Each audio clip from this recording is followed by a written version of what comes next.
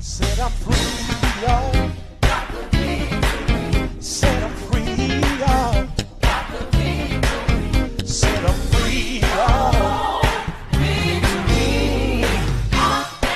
Yes, I am. Set up free, y'all. Set up free, y'all. Set up free, y'all. Ooh. Yes, I am.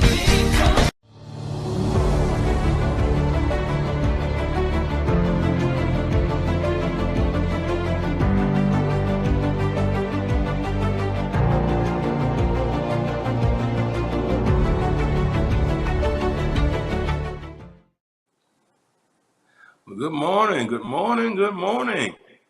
Hey, this is the day the Lord has made, and we're here to rejoice and be glad in it. I'm so excited and so ecstatic that you've tuned in to the Hope TV to get another daily dose of hope. So excited to have you here with us here at the Hope TV, where our aim is to present entertaining faith. And so we count it a privilege and an honor and a blessing, really, that you take time out of your busy Fridays to share with us here today at Hope TV. We try to bring inspiration daily and entertaining faith. And so I appreciate you for being a part. It's exciting. It really is that we have a privilege just to exchange in a world that desperately needs hope, that desperately needs inspiration. I count it a joy, really, and an honor that you be tuned in today. And so thank you, everybody who's tuned in, everybody who's tuned in. Blessings to you, and I pray that you're well. Listen, we made it to the last Friday of January already.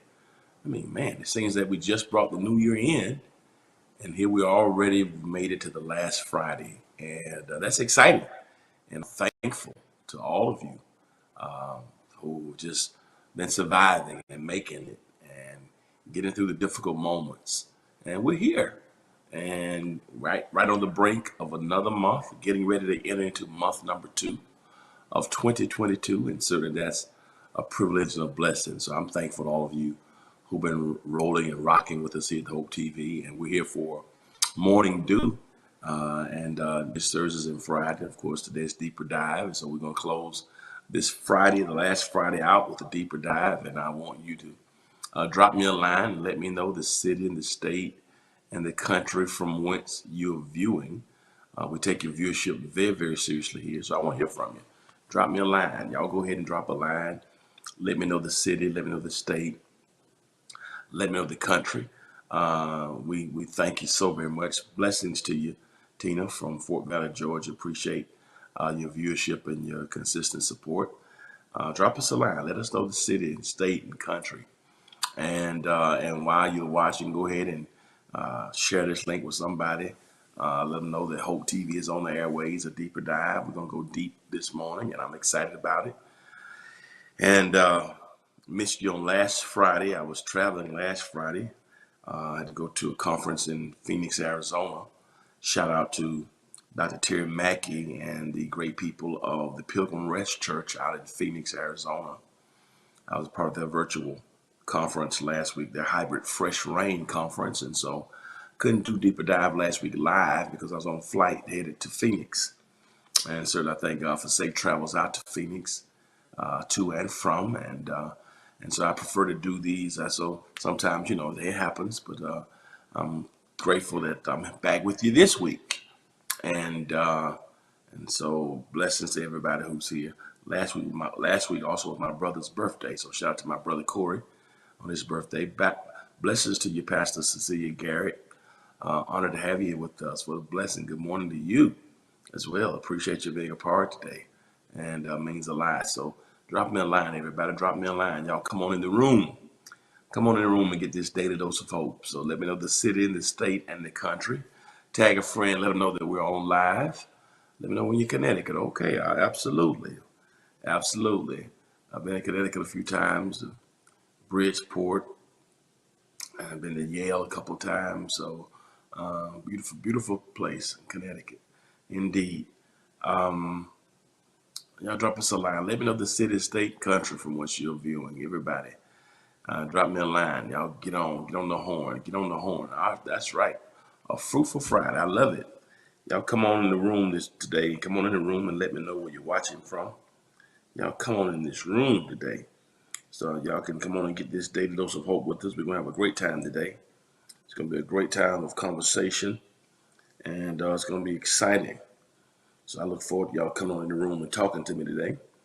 Everybody who's on, those who are watching on all the different formats.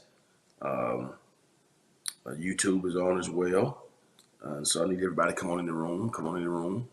Facebook, y'all come on in the room as well. And let me know where you're watching from. Let me know where you're watching from. All right. I need everybody to let me know where you're watching from. I want to see you. I want to hear you. All right. Blessings to this cold in Bridgeport. Yeah, it's cold here too. Celeste Burrow, blessings to you from King George, Virginia. Blessings to you. Sean Allison, blessing to you this morning. Blessings, Sean. Appreciate you for being a part today. Daisy Tyler, blessings to you. Good morning, St. Louis, Missouri. Blessings. So we got Fort Valley, Georgia, Bridgeport, Connecticut, St. Louis, Missouri. We got King George, Virginia. And so what a blessing. Everybody who's here today. The gang is coming in. The gang is coming in. Bridgeport, Connecticut, Fort Valley, Georgia, St. Louis, Missouri. The gang is all here. King George, Virginia, Bridgeport. And Bridgeport is a nice city. Bridgeport, Virginia. Bridgeport, Connecticut. Bridgeport, Connecticut. Blessings to y'all. So glad y'all are here, and I'm thankful to everybody for being a part. And while I'm on this, I'm gonna let you know that I will be here live tonight. And Tom Lyon from Victorville, California. There he is. Tom is in the room today from Victorville, California. Blessings to you, Tom. Glad to have you with us from Victorville, California, Tom. Thank you for your support. And again, I want to thank everybody for tuning in and thank everybody for indulging me last week when I was traveling out to the West Coast to preach in a conference last Friday. So that's why I couldn't be here with you live last Friday. And I missed one day this week. I think one to do because I was in the conference here live too. So I, try to do. I prefer to do these live rather than pre-record them, so I can engage and exchange. But to that end, if you're watching through a platform that will allow you to subscribe, to like, to comment, or to share, please consider doing so now. Go ahead and subscribe, like, comment, share. Help us get the word out right now. When you subscribe, that blesses us and helps us to leverage the platform to grow even more. Your likes are incredibly valuable to us. They're invaluable, actually, because they help the statistics and analytics, particularly with the algorithms and with our engagements, which actually help us to grow the platform more. And so please hit that like button if you're watching through a platform that will allow you to do that. Your comments are important because they help us with our engagements as well. And also the share button is preeminently important because it helps us to expand the platform. So go ahead and do that. Share it, share it, share it, share it, share it. Everybody share that, share it. Come on in the room. Y'all keep hitting that like button to help us to grow and expand. Help us to grow and expand. Help us to grow and expand. Help us to grow and expand. I'm excited about closing this month out. And listen, Tuesday is going to be February 1st. And so we've survived the first month of the year already. And seemingly we just were entering to 2022. And so we're already in February. And often that's a good sign. Good morning to you, Geneva Stirrup from Orlando, Florida. Trying to give a little more time for people to come in. So we got Bridgeport, Connecticut on here, St. Louis, Missouri, Fort Valley, Georgia. We got Orlando, Florida, Bridgeport, Connecticut, King George, Virginia, Victorville, California, Fort Valley, Georgia, Orlando, Florida. So excited to have everybody here with us. Deborah McKenna, all the way from Decatur, Georgia. Decatur, where's greater? That's right. Come on and represent the deck. DeKalb County, come on and represent. DeKalb, show up, make some noise on Deeper Dive on today. So blessings to you. Blessings to everybody who's representing Georgia. It's exciting to see it expand and see it grow to different space. So blessing to you. All right, I know a lot of people may not know if we're on or not, but I wanted to go ahead and come on. This is Deeper Dive. This is our normal, regular scheduled time. Of course, I was absent last week. I thank you for indulging me and pardon my absence. But of course, I was doing work and on a flight. I headed to Phoenix, Arizona last week. Blessings to you, Tasha. Glad to have you with us. And so I'm glad that you indulged me and hope you've been safe. And it's good to see everybody back here on Deeper Dive. I missed Morning Dew Tuesday doing a conference with the AME Church Growth Conference here that was in Atlanta. I had to do a panel, I had to do a lecture and preach to them. So pardon me again. And so I just prefer to do these lives, all right? Coming in through Georgia. Okay, Pastor Garrett, I'm going to be looking for you. When you come through Garrett, we'll be looking for you. And we certainly would love to have you here with us. And we're still working frantically, trying to get the church back positioned so we can have worship in the cathedral real soon and have space to spread out so we can be socially distanced. So we're still working on that, and hopefully, well, thank you, Adrian. I appreciate it. So we're working on it. Spent all day yesterday working through some technical things that have been problematic in the past. So trying to get it together, and we're almost there. We want to get back, of course, with this Omicron variant. The numbers are subsiding slightly, and we'll be able to get back shortly. But we're just gonna have to get back when we have space. We can spread it out. I don't want people to be on top of each other. I'm just real kind of almost claustrophobic now when it comes to this Delta variant. It's almost like you wear a mask that says if you can read this mask, that means you're too close to me. But anyway, y'all pray for me. He's not through with me yet. I just, I'm just real kind of funny and finicky about that. So the saints, we want to kind of be close to you sometimes. So So we're looking forward to getting back into the cathedral. We're doing incredible work there, and it's going to be amazing. We're almost done with the main things we have to do. They're still working on the AC units, uh, installing them next week, and so hopefully we'll be back in a few weeks when they finish with the AC install. And we got to do the back part of the flooring of the cathedral, of the back hallway, and then we should be in pretty good shape to get back. Still double digits in Florida. Oh my goodness, yeah, our numbers they're not good here. Subsided a little bit, but we're hoping that maybe by March we'll be in a position, but we're still watching it. We want to be positioned. I want to be ready to go back the 1st of February. Of course, that's not going to work, but we're looking maybe to go back in March. But again, we're still watching the numbers, but we can't go back to our atrium. We got to go back in the cathedral when we go back, so we have room to spread out, so people can be 6 feet apart. And so we're doing everything we can to keep people safe. And so we need your prayers. We need your prayers. Pray for us here. Pray for your pastors everywhere. We're trying to make the decision. Some have already gone back and they've done well, and but I've been very, very cautious here. And we did a taping a few weeks ago, back at the end of last year, and a few people ended up with the COVID variant, and so that just like when we shut this down for a minute, because 4 or 5 people on the team ended up with COVID, and one person contracted it, brought it to one of our recordings, our productions, and so I just don't like that. I don't like. So pray for us. Thank you, Pastor Gary. I appreciate it. So we can. I don't like that. I don't want to be a super spreader event. So and people not taking it seriously. Put the mask on. I'm tired of it too. And yeah, somebody said we're gonna all look like raccoons when we take these masks off, perhaps, but at least we'll be some safe and alive raccoons. So if your face is discolored through the mask when you come through it, just go to Florida and sit in the sun all day, right?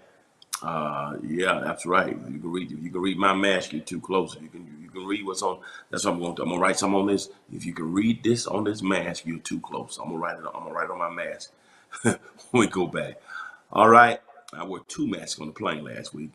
I had blues on, look like Michael Jackson too. So, but anyway, thank you everybody for everybody. I want to get into our lesson for today. We've been talking about God, and we talked about Thomas Aquinas. Absolutely, you got to wear it properly. People are tired of it, but we're still in the pandemic. It's a lot of things we don't like to do, but you just got to do them, right? All right, just to stay safe. All right, many of us don't like going to the dentist, but you need to do it, right? I don't like some of the things I do, and I have to go get my exams now, but you got to do it, right? So it's just a part of it. All right.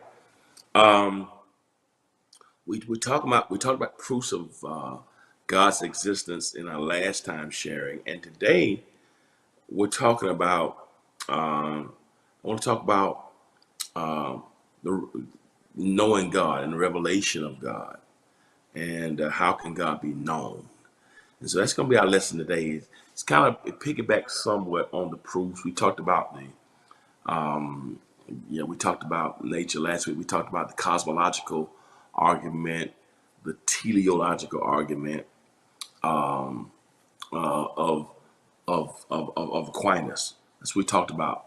And knowing God through nature. We talked about that. Cosmology. We talked about that. I hope y'all watched that.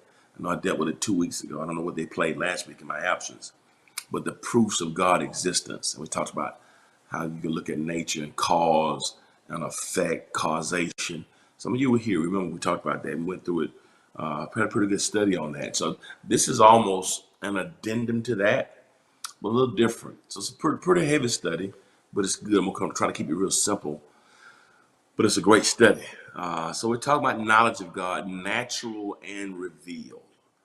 And the main question about the knowledge of God, that's very important. It's really philosophical too.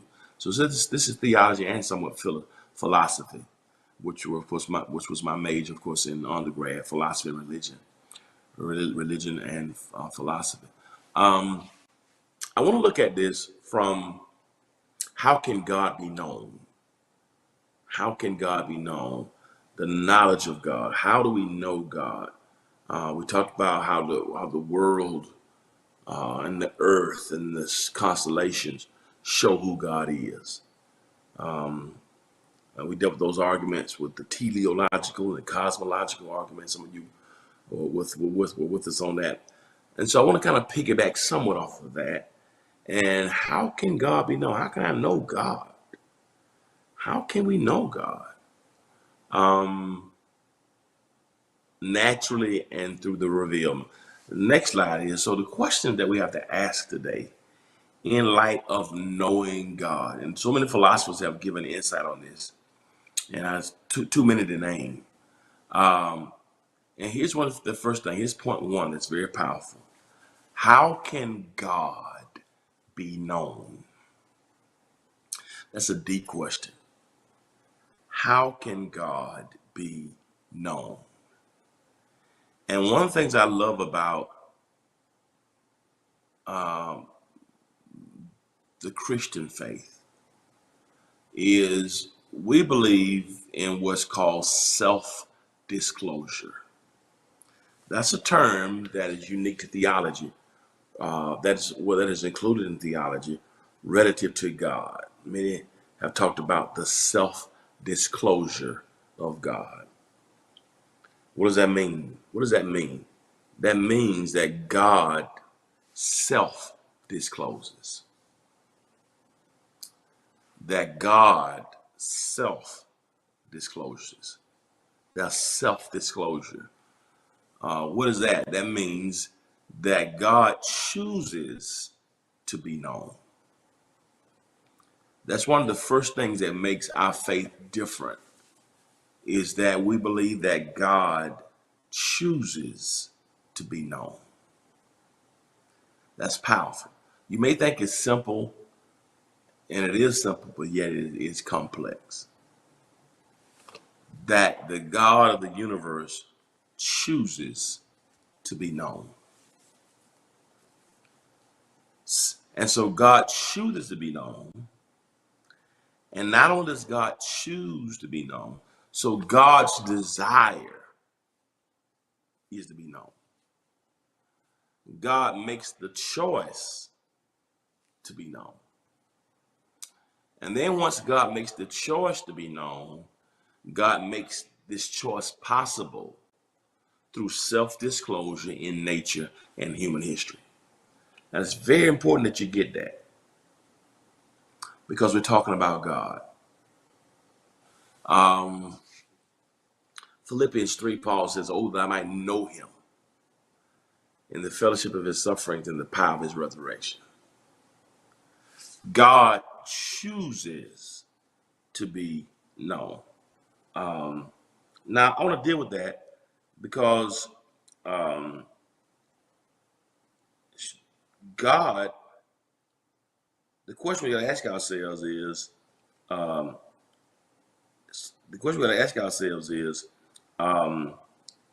can God be known? Can we know God if God doesn't self-disclose? Pretty heavy. Can we know God if God doesn't make the choice to be known? Now, let me deal with that right quickly. If God doesn't make the choice to be known, you can't know him. If God does not self-disclose, there's no way we can discover God. We could not encounter God unless God make the choice to self-disclose. If God wanted to, it's almost hidden self-disclosure. It's almost I think Blank's Pascal called it the hiddenness of God. So there is a hiddenness of God, while simultaneously there is a self-disclosure. I probably should put that in your notes. So on that one aspect, we got the hiddenness of God. The hiddenness of God. When I was a boy, we used to play hide and seek. Sometimes we call it back home hide and go seek. Y'all remember that game? When you with your friends and somebody's got to put their hands on their eyes and they count to 20 or count to 10. And when they put their hands on their eyes, they count to 10. Then when they finish the line, they'd say, well, when they finish counting, ready or not, here I come. And then what you were supposed to do, you're supposed to go and hide. right? And and and if they caught you or tagged you, you became it, and you had to be the one to go and count. Hide and seek. We call it hide and go seek. Hide and seek. Hide and go seek. We just call it. Um, God is not the one. Good morning, Maddie from Opelika, Alabama. God is not telling you to close your eyes and I'm gonna go running from you to hide from you. That's hiddenness of God. Because if God chose, listen carefully, if God chose to remain hidden, there's nothing you and I can do to know him. Just say something. If God does not choose to self-disclose, God will remain in perpetual hiddenness. I don't care who you are, what you think. Even though I think humanity was created with an inclining to worship God, if the God of the universe decided to stay hidden, remain hidden, there's nothing that you and I could do to know him. I think one of the blessings that we don't think about from a philosophical perspective is we don't think enough about the reality that God chose to self-disclose. That God chose to self-disclose. That God chose to be known. Woo! You ever thought about where we'd be if God didn't make himself known? His presence. So again, I want you to think about the small things and be grateful. The very fact that God self-disclosed is a major blessing. So that's the first way. You can't talk about knowing God or how can God be known without dealing with the reality of self-disclosure. I'm gonna come back to that in a moment, but I want to hit that because it's very, very important. Now let's go to point two. I just got 5 quick things to give you on this. All right. Now, here's a theological word I want to give you. We talked about cosmology last week and teleological last week, cosmological argument. This word I'm giving you today is a pretty common word in philosophy and theology. It's a word that's called epistemology. Epistemology. I want you to add that little $3 word to your vocabulary. Absolutely. Thank you, Adrian. He thought of enough of us to self-disclose to us. That's beautiful, Adrian. Isn't that beautiful? It's really philosophical, but it's beautiful. It's beautiful. He thought enough of us to self-disclose to us. Isn't that wonderful? It's just the little things that we don't think about. We just take even knowing God for granted. But philosophically and theologically, you can't even know God if God didn't self-disclose. Right? The self-disclosure of God. I'm moving epistemology, but self-disclosure, it does a couple things. It reminds us of the awesomeness of God. How finite we are. Because I think we take just an understanding of God for granted. The fact that God loved us enough to self-disclose. Yeah, it was for one of his silence, you're right. Yeah, well, God wouldn't speak to him. But without God self-disclosing, we don't know him, right? Now, here's epistemology. It is a theory of knowledge, and it deals with methods, validity, scope, okay? Epistemology is the investigation of what distinguishes justified belief from opinion. So we're having an epistemological conversation here. For those who believe in God, that's a matter of epistemology, right? In other words, is your thoughts of God, my thoughts of God, are they opinion or are they or is it justified belief? Knowledge, the methods, validity, scope. Epistemology is the investigation of what distinguishes justified belief from opinion? Do you have opinions about God, or is your belief justified? Is that belief justified? Now, people can have opinions about your belief, but I got reasons. I got a justified belief. Okay, it may not be fact to you, but my justification for believing in God, I got justification for believing in God. If somebody asks you, why do you believe in God?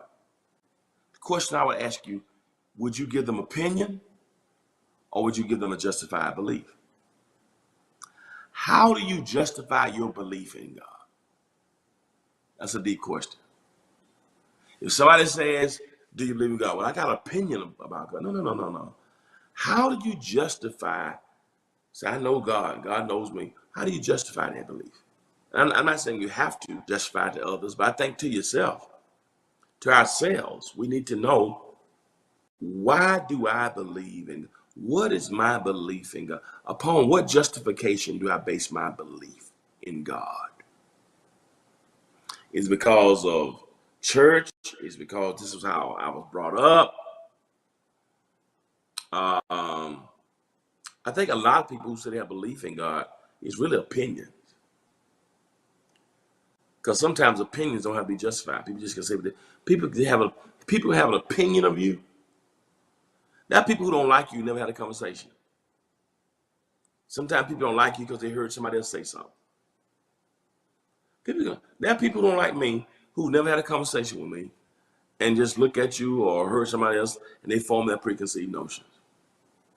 There are people who watch you that you, work, and the people who watch you that think you're arrogant, don't know you the most you're humble. You down earth. They don't know that, but they form opinions without any justification. It's possible to have an opinion of something. You know, there have been people I just didn't like. You know, it's like, why do you don't like them? What have they done to you? There's something about them. There's something not good. Well, I think that's not necessarily. I mean, it's one thing to have discernment about somebody, and that makes sense. But discernment should probably make you avoid somebody. But just, I don't like them. Something about them is funny, right? That makes sense, because that sometimes that's the Holy Spirit. But in other cases, people just don't like you for no reason. No, they can't tell you why. Nothing you done to them. Nothing about you. Just don't like you. That's the opinion. But when you have some beliefs about people that are justified, that's a different level. And as it relates to God, there's a difference between opinions about God and justified belief in God. And so epistemology is the theory that helps us to study the methods, the validity, the scope, and it helps us to decide the difference between justified belief and opinion. So my question to us, to all of us today, from an epistemological perspective, is this: do you have more opinions about God? Are you connected with God because of opinion? Or are you connected with God because you have some justified belief? I think that's the conversation that we need to have, that everybody needs to have, that your beliefs in God, you ought to be justified for yourself. This is why I believe in God. I believe in God because of this. I believe in God because of that. You ought to have something that you can discuss. We ought to have that says, this is why I believe in God. So I'm not talking about my opinions. I'm not giving you an opinion. Belief in God should be based upon, praise God, Geneva, praise God. Belief in God should be based upon opinion. Belief in you and I belief in God should be based on some justified belief. You have opinions about God or justified belief in God. And that conversation is called epistemology. That's the noun, epistemology. The verb is epistemological, right? So this is an epistemological conversation. And that's philosophy too. So it's knowledge. So it's epistemology. All right. What is opinion? What is justified belief? I want you to think about that. Am I connected to God that good because I got opinions? So will I live my whole life praying to God based because of opinion? Because here's the thing. I think a lot of us have fallen in love with the idea of God. We believe in the idea of God,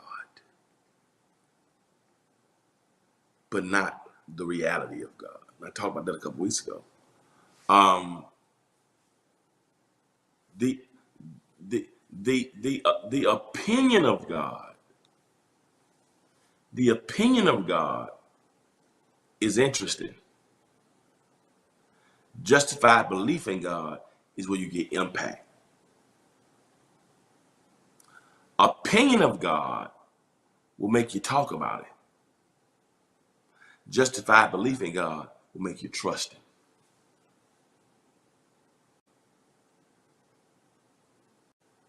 Opinion of God can sometimes make you say hallelujah when you get your way. Justified belief in God will make you hold on when you can't see no way. There's a difference between opinion about God and justified belief in God. And that difference, that scope, that range is called epistemology. And so we're having an epistemological conversation today to challenge us all about God. Am I opinionated about God? Or do I have a justified belief in God? I hear you, Geneva, you preaching. I believe in God because I'm a sinner. He died. Go ahead and preach on this Friday morning. Help yourself. All right? So this is epistemology. I want y'all to get that word. That's an epistemology, an epistemological conversation. All right? So we talked about, number one, self-disclosure. That's it, Tina. Opinion to make you talk about him. Justified belief to make you trust him. So self-disclosure is the reality that the only way we can know God if God self-discloses. And God did that through nature and human history. So if God doesn't self-disclose, I'm coming back to that in a moment. Two, epistemology. It's the second word I want you to get. How can God be known? Epistemology. And how do we determine the difference between opinion and justified belief? Adrian, that's it. There's a difference between knowing through the intimate personal relationship experience. Y'all on it this morning. Number three. I'm almost done. Number three. I'm gonna let y'all go. Now, this is a little deep. So God self-discloses, which means we can only know God. Bless you, Pastor Garrett. We can only know of God through what's called revelation. Revelation. When God self-discloses, that's called revelation. Revelation. Revelation. Every time God self-discloses, that's revelation. When God self-discloses himself, that's revelation. So we can know God through revelation. That's when God reveals God's self. God will reveal God's self through revelation in reliable and specific ways. Revelation. God will reveal himself. Okay? Now here's the problem. Not the problem, but here's a nuance to that. When God gives you revelation, revelation of God doesn't mean that self-revelation of God is total. Pretty heavy now. What does that mean, Dewey Smith? That means that God will give you revelation about God. But the revelation that God gives you about God is a self-revelation that is not total. What does that mean? God will reveal some things about God, but God won't reveal everything about God. Here's the reality. How can God be known? Everything about God can't be known by a mortal, by a human being. As much as we know about God through revelation and self-disclosure, simultaneously, there's some things about God we don't know and won't know. Now God can give more revelation, right? Self-disclosure is revelation. Whenever God self-discloses, that's revelation. But it's not total. What does that mean? That means that we will never know all there is to know about God because God doesn't self-disclose everything. Y'all with me? So everything about God is not disclosed. Now, and so I think that's a great point because what that does is it keeps us in a position of humility. Because nobody knows everything there is to know about God. All right?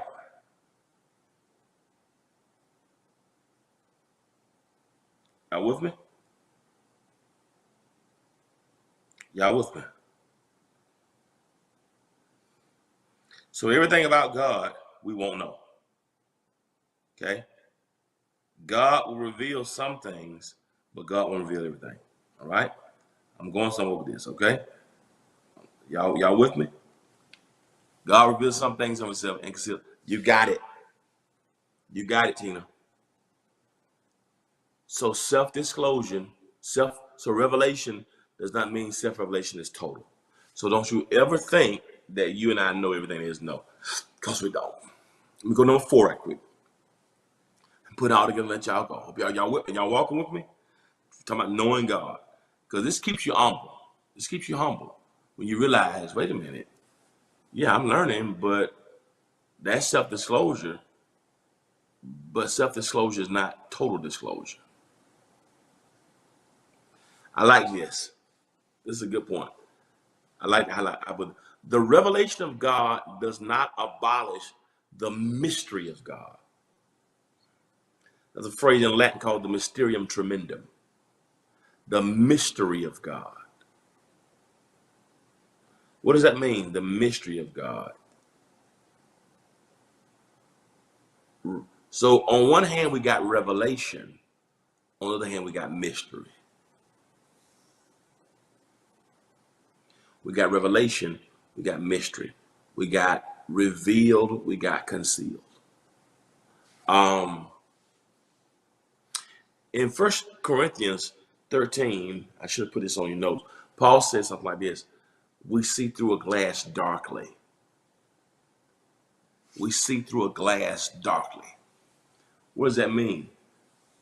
Paul is saying some things that we can't see. Now, this is the apostle who went to the third heaven and saw stuff was not lawful for him to utter. But he said, behold, we see through a glass darkly. He said, we know in part and we prophesy in part. Here's a man who speaks in tongues, who prophesies. He says, but my knowledge is in part. We know in part and we also prophesy in part. So all the stuff that has been revealed to us is still in part. So nobody has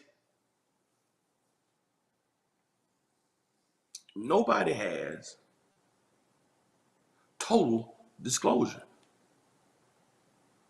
Some of us have seen God and have more experiences with God and have more maturity in God.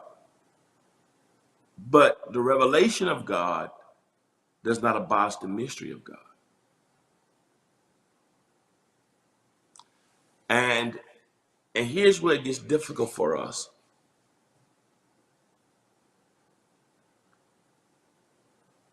We can shout when there's revelation. Oh, we love when God reveals himself. God shows up. And God makes it clear. But our lives, what we're going through. But the mystery of God can be problematic when you can't figure out what is happening in your life. Or where is God? You're looking for God and you can't, it's like I can't see him. Is God here? Is God?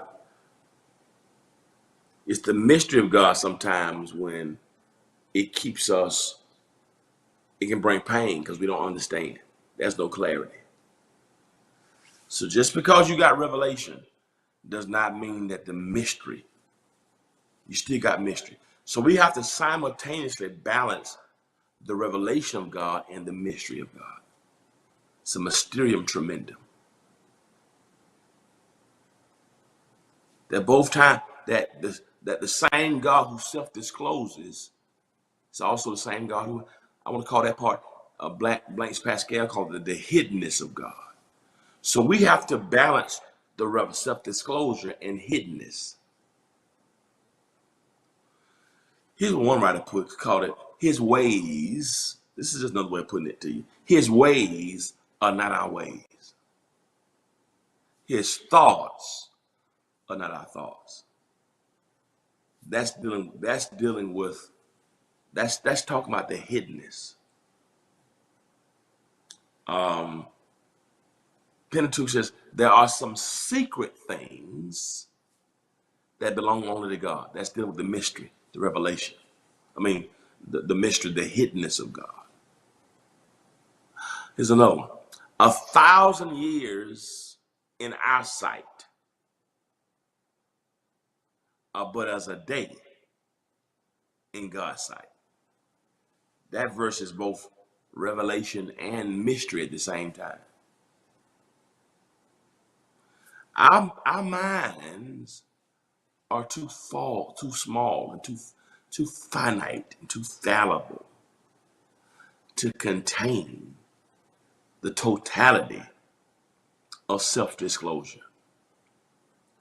If God wanted to self-disclose everything to us, he couldn't, because we couldn't handle it. Our humanity couldn't handle. That's what in Isaiah chapter 6, in the year the king Uzziah died, I saw the Lord. That's self-disclosure. High and lifted up. That's why Isaiah said, in the year the king Uzziah died, I saw the Lord high, lifted up. I saw the Lord, self-disclosure. High and lifted up. Then he says, and his train filled the temple. I saw him, but I only saw the train. You know, when a woman gets married, she has a long dress, and the back, the part that flows in the back is called the train. That's the imagery there. Isaiah says, I didn't see all of them. I didn't see the whole dress. God just put the train, and the train of his glory filled the temple. I couldn't get it all. Just the train. That's the mystery. So it's really self-disclosure and mystery at the same time. He said, I saw him, that's revelation, but I only saw the train of his glory. I couldn't see all of it. That's mystery. What a beautiful passage. My uncle Uzziah died, and God disclosed himself to me. I saw the Lord for the first time. Self-disclosure. God revealed himself to me when my uncle Uzziah died, but I only could see the train of his glory. I couldn't see all of it. Something about him is still mysterious. God's whole glory couldn't penetrate the temple. The temple itself couldn't contain the totality of his glory. Woo! So even in the house of God, the temple of God, the place where God supposedly resides and inhabits, the temple was too mortal. The temple was too peripheral. The temple was too circumferential to handle the totality of the glory of God. The whole earth is full of his glory, but the whole earth does not contain the magnitude of his glory. That's what the cherubim said in Isaiah. The whole earth is full of his glory. That's it. That's Eddie Touche. I should have known you on here. So we got mystery and revelation at the same time. It's the mysterium tremendum. That's it. And the mystery, the revelation is something that brings celebration. The mystery can bring frustration. So Isaiah at one time speaks of both revelation and mystery in the same passage. In the year King Uzziah died, I saw the Lord. That's Revelation. High, lifted up, and his train filled the temple. That's mystery. He reveals himself in tragic and death is up. We can't handle all of him. So God will reveal God's self in specific and reliable ways, but it's never all of him. Because we only see in part. We only know in part. We only prophesy in part. And now, and it may be frustrating when God doesn't reveal everything. When we can't put an epistemological gauge on it. It may be frustrating, but in the end, it's a blessing. Because when we allow ourselves to be caught in that balance of mystery and revelation, at the end of it all, it's going to bring by adoration because we allow God to be God. And do you want a God that you can totally contain? Do you want a God that you can totally understand? Do you want a God that you can totally comprehend? We can't comprehend today from tomorrow.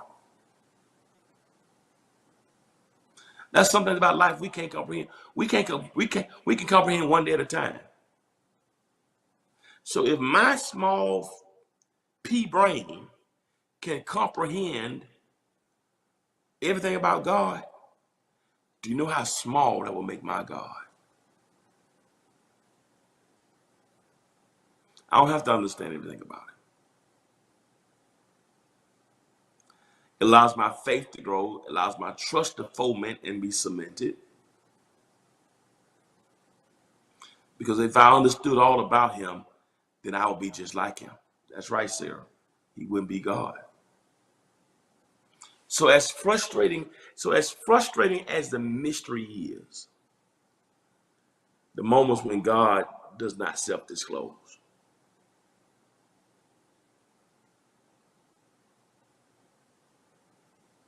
You know, we sing a song. I love this song.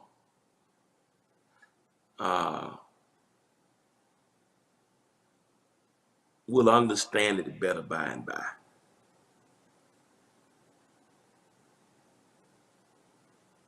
That gives us, you know, an apocalyptic eschatological hope that when we don't understand, because it's mystery. So that song itself engages mystery. Father alone will know all about it. Father alone will understand why. Cheer up, my brother. Live in the sunshine. We'll understand it by and by. That's the mystery. Even the mystery that's in the Psalms. The mystery that's there. You got it, Tom. The mystery that's there causes the faith. And even in the mystery, we can find solace in some things about God. But here's what I like about that. You know, the question I ask ourselves often is when we get to glory, will we want to understand it? You know, by and by, when the morning comes, all the saints of God together will understand it better by and by. Will we understand everything we face? I'm not sure when we get there, we'll be concerned about understanding back over here. Maybe when we get there, we'll understand why we persevered. But what I do love is the songs don't say him better. We'll understand him. We'll understand. I don't think we'll ever understand him in totality. Him meaning God. Can we understand it? Perhaps. Perhaps. But him, that's mystery. So you got what's called revelation and what Blanks Pascal called the hiddenness of God. It's revelation, it's the mysterium tremendum, it's both. We serve a God of both revelation and mystery. And sometimes we don't know which side of the track God, because the only time we get revelation is was when God decides to self-disclose. That means you can be in a relationship or work with somebody and you think it's good, and sometimes revelation is painful. So God will self-disclose, let you know this person ain't no good. And even the severing of that relationship was self-disclosure. It was God revealing himself. God will reveal himself. God will give you revelation about people, about issues. So God showing you a person, who that person is, was really self-disclosure of God. It was revelation. Revelation is not just God popping out the sky and you getting goosebumps. Revelation is God giving you discernment about something. That's revelation. Often God shows you himself by showing you somebody else. If God shows you somebody else for who they are that you didn't know, because here's reality. Let me be honest with you. Let me just be honest with you to make this clear. Human beings are both revelation and mystery. That husband, oh my God, bless you, Pastor Garrett. Can I break that down for you? There are some people that you've been in connection with. They're both revelation and mystery. Human beings got a way of showing you what they want you to know. Some of you have dated or fallen in love with people or been married to people in the past that you didn't know who they really were. That's all what you think about this. Sometimes people can show you a pretense version of who they are. And only through intimacy and time and experience do you realize this is not, you show me what you want me to see. Right? So even people can be hidden and not show you who they are. They show you the best version of themselves, but not who they authentically are. Think about it. How many folks you thought loved you and had your back only to discover they was betraying you and lying? Why? Because that person was both revelation and mystery. They were both self-disclosure and hiddenness. Folk can hide from you. Folk can lie to you. And when they do that, they do it for sometimes a not so good purpose. So even people are mysterious and have a hiddenness and won't show you all who they are until you get in business or get too deep. So think about that. So if a person can hide themselves from you, then what you think about God? So God is both revelation and mystery at the same time. If you can't figure people out all the time, what makes you think? I'm saying this to us so we'll be less frustrated with God. Because many of us get frustrated when it comes to the mystery. But it's in that mystery that your faith develops. And it's wonderful, as painful as things can be. There have been times I want to go, why? Where are you? I don't see what you're doing in this. But only until I got on the back end that I realized that God is God. And I'm glad God didn't self-disclose. Because I wouldn't have understood it. Because if God did self-disclose everything, it doesn't mean I will understand it. It's for grace to trust you more. So I dealt with self-disclosure, dealt with epistemology, number 3, you got it. God chose me. Epistemology. Number 3 was, I'm almost finished. Go next slide, please. Revelation of God doesn't mean the self. Revelation does not mean that the self-disclosure of God is total. Number four, the revelation of God does not abolish the mystery of God. Number 5, I'm almost finished. There's always more of God that we can come to know. All right? So revelation, self-disclosure can be ongoing.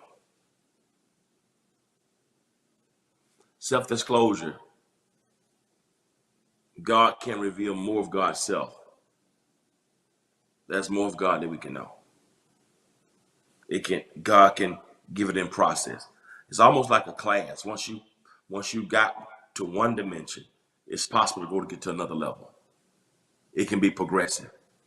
Self-disclosure of God can be progressive.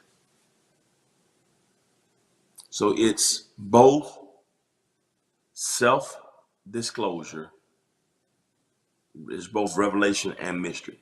Teacher, I learned this. Yeah, always more God we can know. Now, that's another scripture that I love.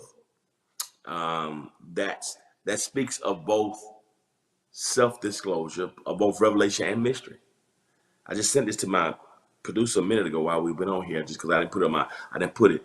Look at this verse here. I like this verse here. This is Exodus 33. Thank you, producer. You rolling with me. This is Moses talking to God, okay? This is Exodus 33:18. This is my last point. I'm letting y'all go. And Moses said, I beseech thee. Here's Moses talking to God. Show me thy glory. Moses is asking for revelation. Moses is asking for self-disclosure. Show me your glory. Now, I've been walking with you. Show me your glory. You've been talking with the bush. Show me your glory. He said, and I will make all my goodness. Here's what God said. All right. He said, and I will make all my goodness pass before you. This is God.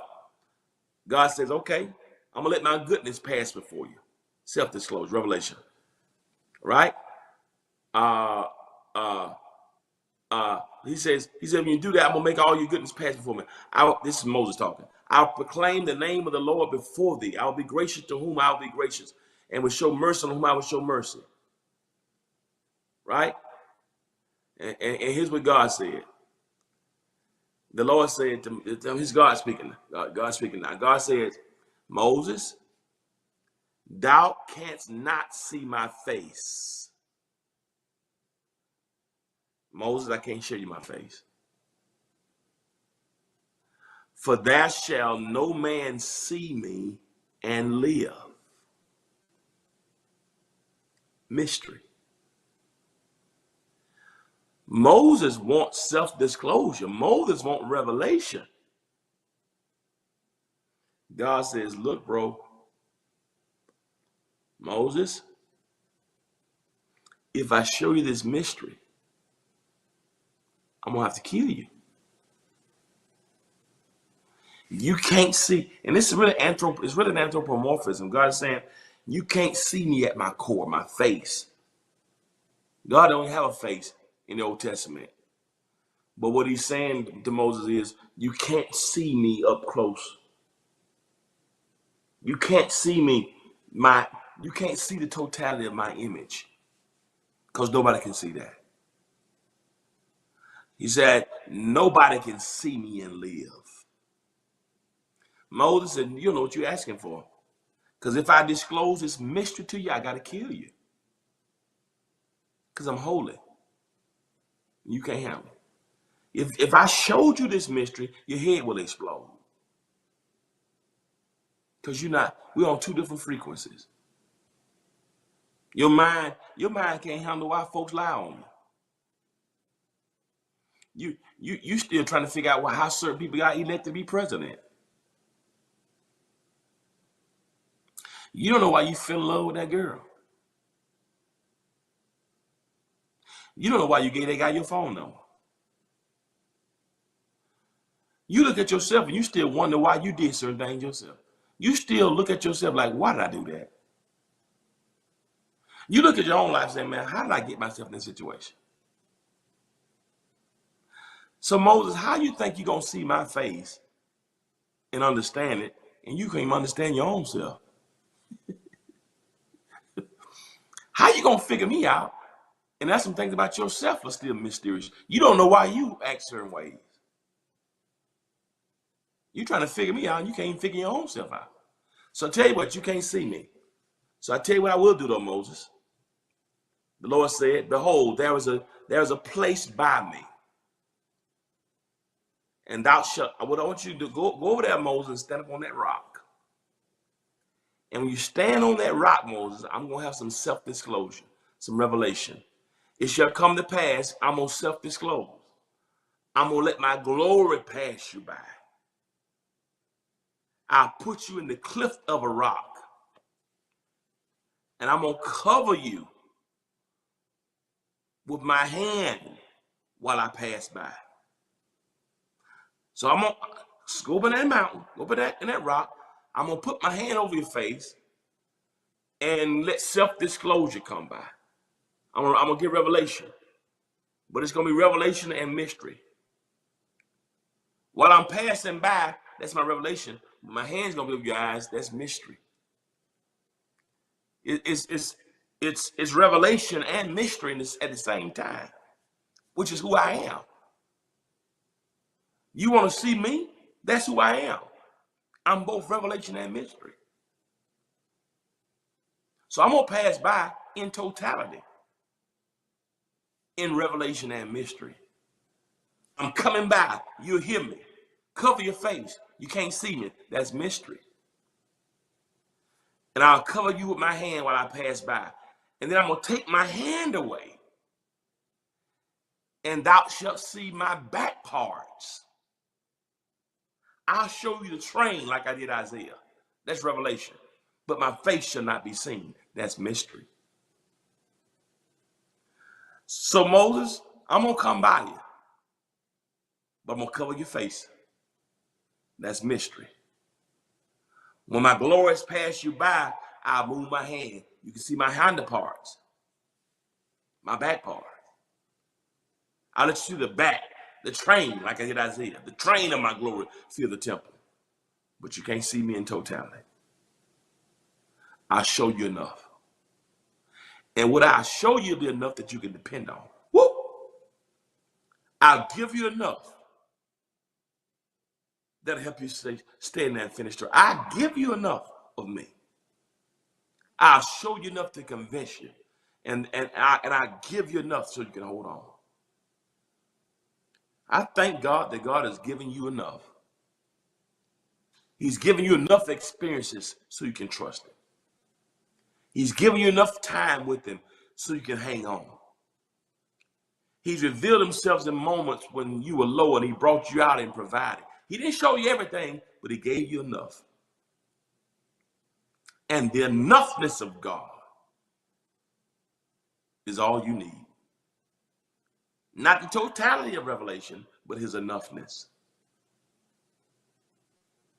God is a God of both self-disclosure and hiddenness, of revelation and mystery.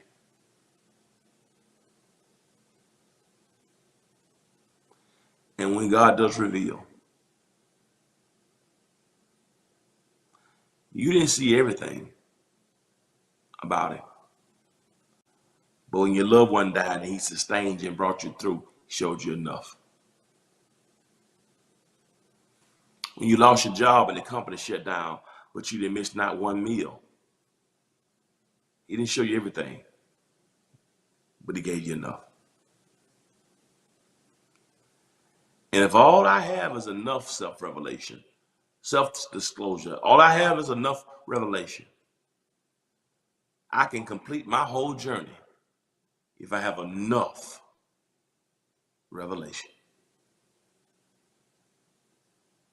Bless you from Carthage, Mississippi. And so as we close this month out, how can you know God? You never go, revelation will never be total, because it's always going to involve mystery. And mystery can be frustrating. But thank God for his enoughness. I know enough of him. I've seen enough. I've seen God do enough. Matter of fact, sometimes I tell him, if you never do another thing for me, you've already done and showed me enough to make me trust you for the rest of my days. As much as I want to know more and grow more and see more, if you never show me one more iota of who you are, I've seen enough to know you're reliable. I've seen enough to know I can trust you. I've seen enough to know that you'll take care of me. And I want you to know today, don't let the moments of mystery when you can't see God or can't feel God or don't understand God. Don't let the mysterium tremendum, don't let when you're on the balances of an epistemological moment, don't allow the mystery and the pain of a moment to make you forget the moments that God has self-disclosed. And the innumerable times that God has given you revelation about him, about people, about yourself. So God is both revelation and mystery, self-disclosure, and Blanche Pascal, hiddenness of God. So as we navigate self-disclosure of God and hiddenness of God, somewhere in the middle, you can find peace. I know enough. So old folks said, you can't make me doubt it. I know too much about it. The old folks never said, you can't make me doubt him because I know everything about him. I know too much about it. I got too much revelation to allow the mysteries to make me turn my back on him. You can't make me doubt him. I know too much about him. That's epistemological there. That is the reality. There are mysteries, but the self-revelation and the self-disclosure and the revelation has given me enough that I can handle whatever's mysterious. Asking for revelation. Moses did. That's it. Know too much about it. He may not show me everything. He won't show me everything, and I'm glad he won't. Because he has to kill me if he does. Because nobody's seen his face and lives, he said. I'm going to show you enough to trust me. I'm going to show you enough to know I got you. I've already looked at your future. So you follow me. Just trust me. Stop trying to see the whole picture because you can't. Stop trying to figure everybody out because you can't. You can't figure your own self out. Lord, I can't tell you the time I looked at myself and said, why did I do that? Why did I do that? How did I get myself in this situation? Right now, I'm looking at myself and I look back over my life and I'm still trying to figure out now, what was I thinking? What is wrong with me? How in the world did I not see it? So you think you're going to know all there is to know about God? Some of us still trying to figure stuff out 20 years later, how you got yourself in this. You ain't figured out in 2 decades. You and I can't figure ourselves out. What makes you think you're not going to figure God out? So at this point, God, help me to appreciate. I'm sorry one more time. Help me to appreciate the self-disclosure and the hiddenness, Pascal calls it, the hiddenness of God. Help me to appreciate the train of your glory when I can't see the totality of it. Isaiah says, here am I, send me. Not because he saw the totality, but because he saw the train. Isaiah said, you can send me. I ain't got to see all of you. I saw enough of you. I saw enough of your glory, the train of it, to make me commit the rest of my life in the year King Uzziah died. I saw enough of you to say, hear my son. I saw enough of me, enough of you to risk my life being killed as a prophet. I saw enough of you to commit to my assignment. I ain't got to see you in totality. Just let me see your train. I got enough. Problem with you and I, we let the mystery, we let the hiddenness blind us to the moments of revelation. If you're not new in the faith, some of y'all are watching me, have been with God so many times. God has revealed himself to you so many times. How dare you? How dare you forget about the train of his glory that he's revealed? Because you're mad because you can't get the totality of his glory. So help me appreciate both mystery and revelation. Give me enough. And your enough, the enoughness of revelation of who you are, moments you showed up, moments you showed, reveal yourself, moments you revealed others, moments you revealed things to me, moments you provided, the moments you healed, should be enough. So I believe in God not because of opinion. Let me get epistemological for a moment. I believe in God because I got enoughness. I've seen the train too many times. Don't need the totality. I've seen the train. I'm not worried about the mysteries unless He want to reveal them. Just keep disclosing what you want me to know. All right, I love y'all. I'll be back tonight for Friday Night Live. I gotta let this go because I'm just getting started. I just gotta quit this one because I was just getting warmed up. I couldn't get to my lesson, and I told you I ain't never stopped this. I ain't never finished the sermon. I just have to quit. This is just my introduction. But anyway, I love y'all. But God is revelation and mystery. Appreciate both of them because it makes Him God. As always, I let y'all go. No, I gotta let y'all go. But as always, remember this: if you'll be good to God, our God of revelation and mystery will be good to you. Till next time, peace. Set I'm free, y'all. Set I'm free, y'all.